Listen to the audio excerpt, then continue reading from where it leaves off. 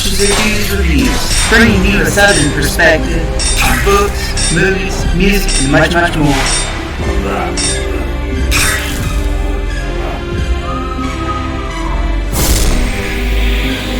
Stick around for a while, you just might hear something wicked.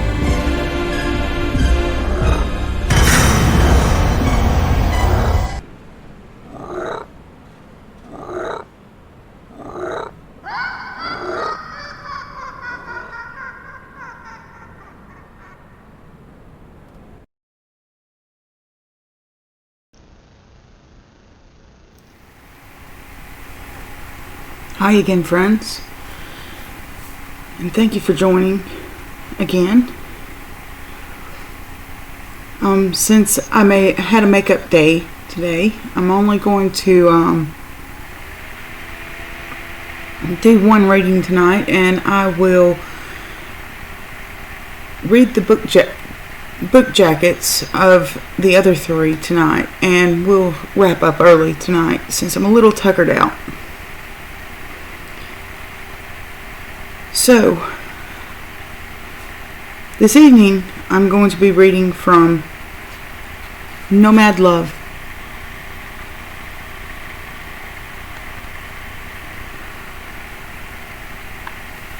by Youssouf, Amine, Elalamy.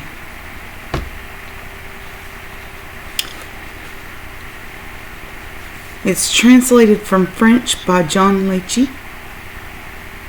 It's a Dialogos Books and was copyright in 2014.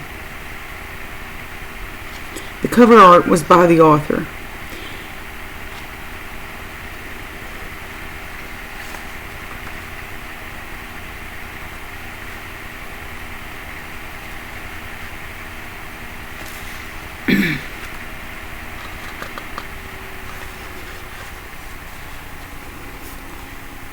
One. This is a story written entirely with water, the water that falls, seesawing in the wind. When the sky claps its hands, this story comes from someone who heard it from someone in his sleep. It should be read the way one drinks tea, sip by sip, to get the full flavor and avoid burning one's tongue. In another version, someone would have found it lying in a blank book. He tried his best to read it, but he couldn't. Every page a blank. It wasn't the light. He just couldn't do it. He glanced through the book. Blank script, blank pages, blank binding, finely strewn with blank white thread. Had snow existed in those regions, you'd have thought of flakes fallen from the sky, little dance steps on the music of the wind. If you'd asked him for it, he would have said that the book in his hands was empty. But if you asked Tecfine, he'd have said it was merely white, blank. And so the main character is named Tecfine. He's not really the hero, but still, he's one that makes the story go. He had to cross the whole country to reach this room, where he spends his time reading and writing in the dark, with white ink, none other, the one he has chosen, and not just any strand of ink. With a little luck, we'll know why before the story ends. There's also a woman with a fragrant name and long hair. She does up at night to let the dark permeate it silken weft. By way she lives behind a colored veil that serves as her face. You imagine her looking through the window, but you don't see her. She's delicate, gentle, sweet, and plain to see. Much more besides. Anything can wound her, even a glance. You can tell she's never seen the world, save perhaps through the eyes of the one who's crossed it for her.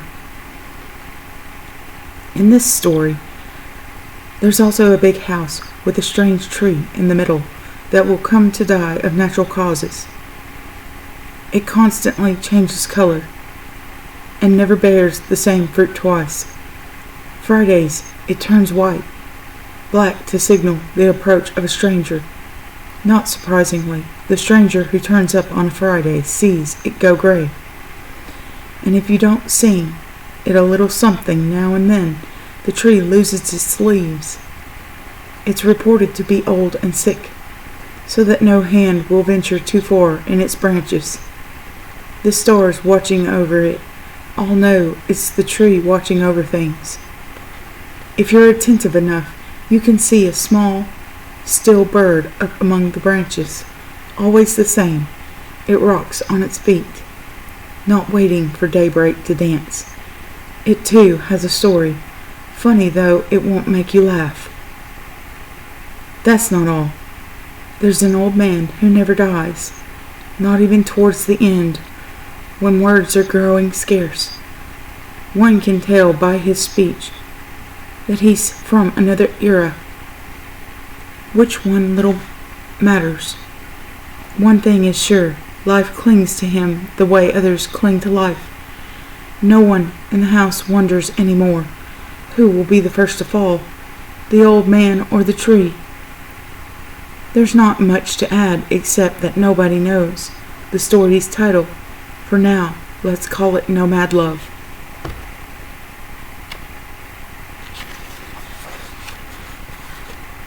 Two. Tecfine was a nomad, and Tecfine's father was a nomad, like his father before him. Good nomads that they were.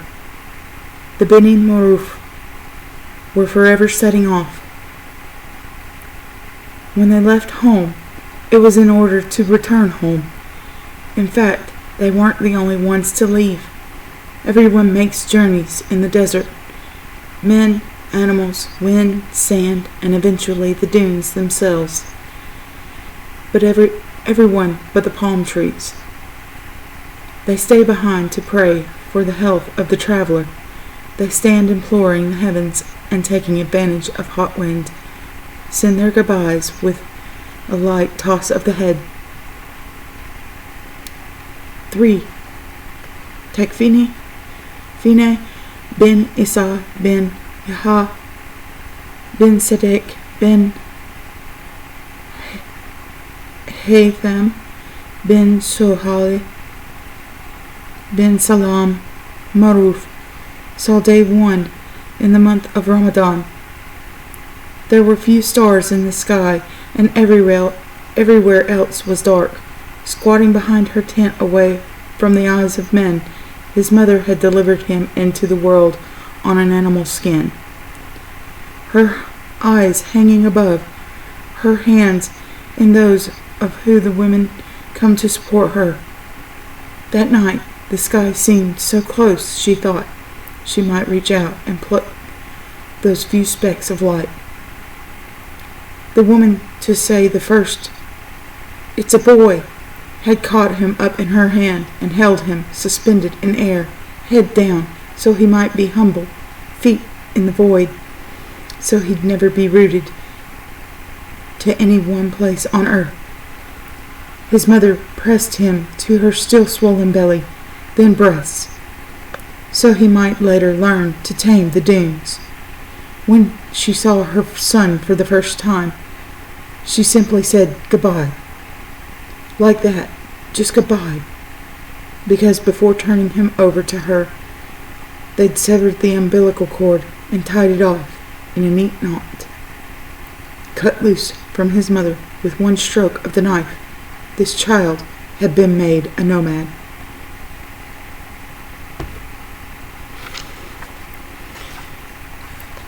And we shall continue next Thursday.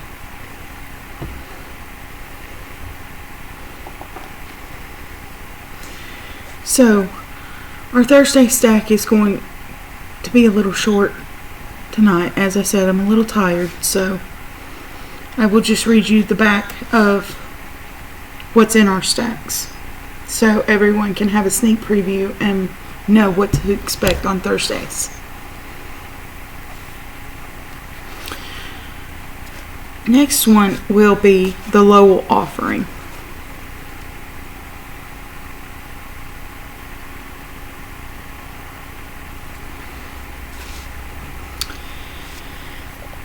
The Lowell offering, writings by the New England mill women in 1840 to 1845. It was edited by Benita Eisler.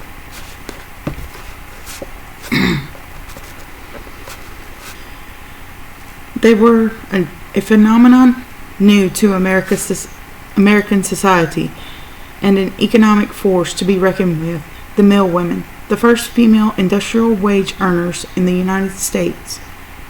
From the farms of New England, these hopeful young women flocked to the boarding house mills of Lowell, Massachusetts. In the 1830s and 1840s, lured by the highest wages offered to female employees anywhere in America, they sought and found independence and opportunity in the country's first planned industrial community. Even after a 70-hour work week, these young women found time and energy to write about their lives and aspirations in their own literary magazine, The Lowell Offerings. Here are letters, stories, essays, and sketches from that unique publication. Through these selections, exuberant, poignant, imaginative, we share the experiences of enterprising women who had caught a glimpse of something grand before us. Illustrated throughout with rare old engravings, textiles, labels, advertisements, this anthology richly invokes America's past.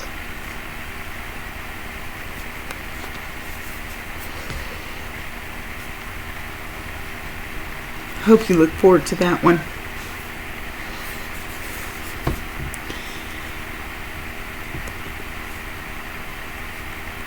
And the next book is Sophocles, the Oedipus cycle, which contains the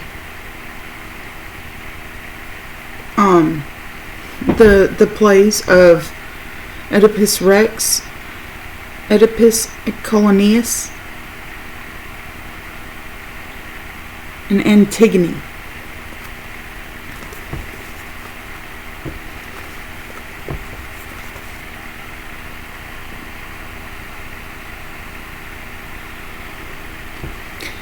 The English versions were by Dudley Fitz and Robert Fitzgerald.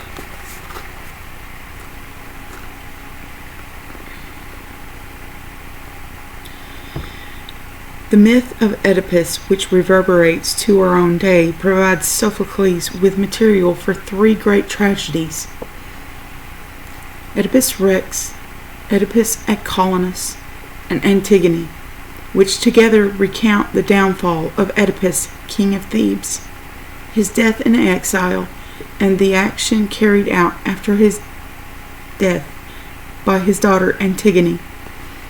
These English versions of Sophocles' trilogy were written for a modern audience by Dudley Fitz and Robert Fitzgerald, two gifted poets and Hellenists. Their aim was to capture directness, simplicity, concentrated richness of the poetry of Sophocles' plays in clear and credible English verse that is both reasonable and actable. The resulting works have received critical acclaim in both the United States and Great Britain.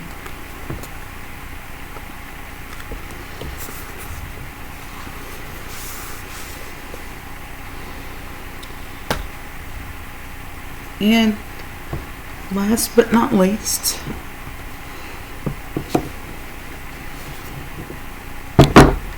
the Gnostic Bible.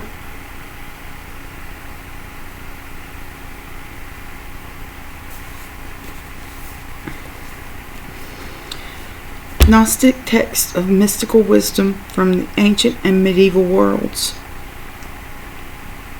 Now revised and expanded to include the Gospel of Judas.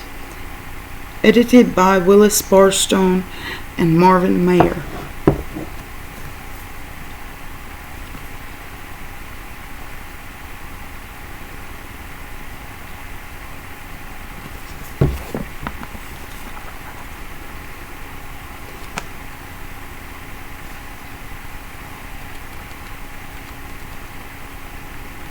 me find something a little short real quick, because there isn't anything on the back to read to you.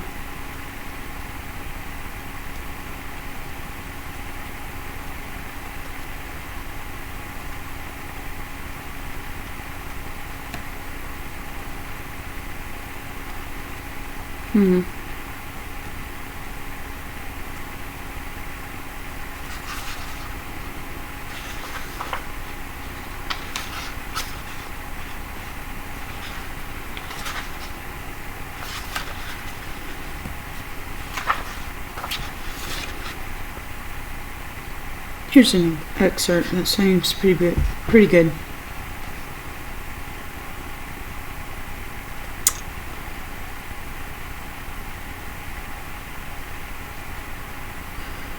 As the Jewish teacher, Jesus announces the presence of the reign or kingdom of God, and he does so with aphorisms and stories, usually termed parables.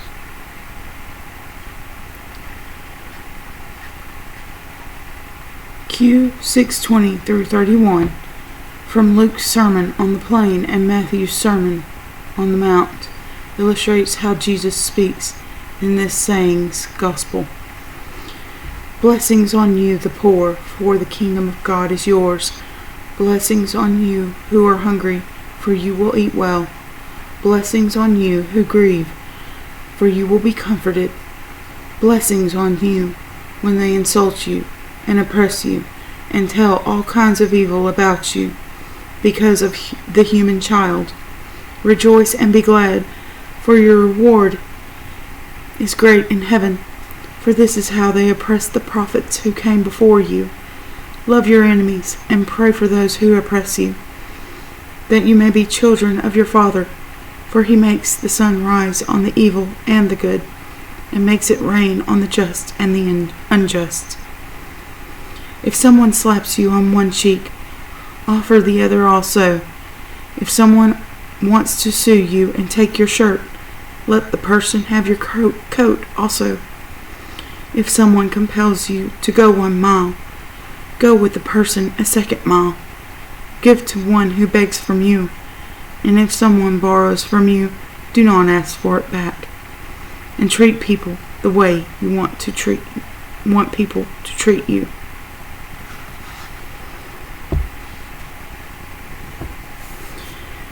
So, more wisdom from many great men and women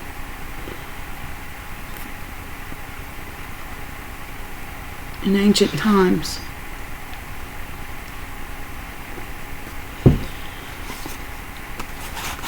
And a little housekeeping. Since this morning is Friday, I might be a little bit late, and since I have to attend a football game tomorrow, which is quite a stressful event for me, but I'm going to do it because tomorrow is my son's senior night, and I'm really looking forward to seeing how he's progressed in band and to be able to see this season's show. And I'm really hoping that their football team will have success and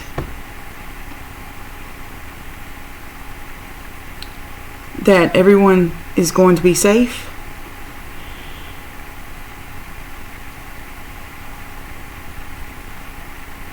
So, I will see you sometime tomorrow.